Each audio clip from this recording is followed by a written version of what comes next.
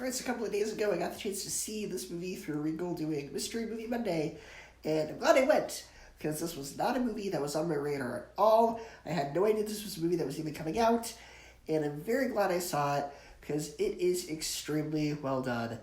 Now, to some degree, it's not as good as the first one, but it also does things in this one a bit better.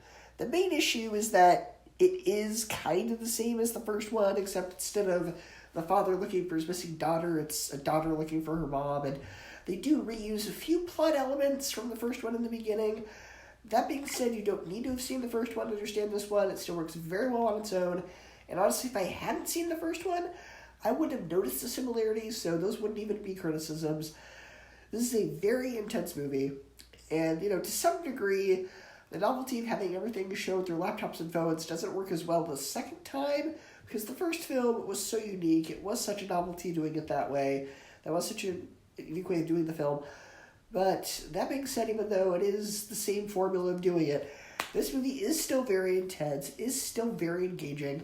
I was on the edge of my seat for a lot of it, and I even heard some of the people in the theater start cursing and gasping at a lot of the twists as they happened because they were so surprised. And honestly, there were some really big twists I didn't even see coming. I thought I knew where it was going to go, and then right as I thought right it was going to go, it went, no, it's going this way instead. Like, whoa, okay, we're going that way. Okay, I didn't see that coming. There's even one or two scenes in it that kind of feel like they're from a found footage horror movie. So, yeah, there's that. I was like, oh, this movie's a lot more just than I thought it was going to be. So, yeah, the first act is a bit slow, but in a good way. Like, it's a good kind of slow. There weren't really any big problems that drew attention to the pacing, and getting to the second half of the film is worth it, because once you get to the second half, it starts moving, and there are twists, and I do not dare spoil them for you.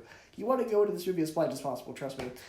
The film also has a bit of clever commentary on society's obsession with true crime documentaries.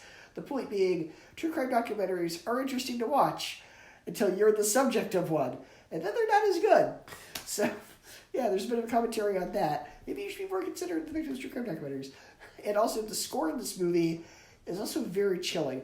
Most of the film has no score, but the few scenes that do, and the few moments that have score, are very intense. And actually, it's kind of sent a chill on my spine with some of the score placements. So, kudos to whoever did the score for this. That was really well done.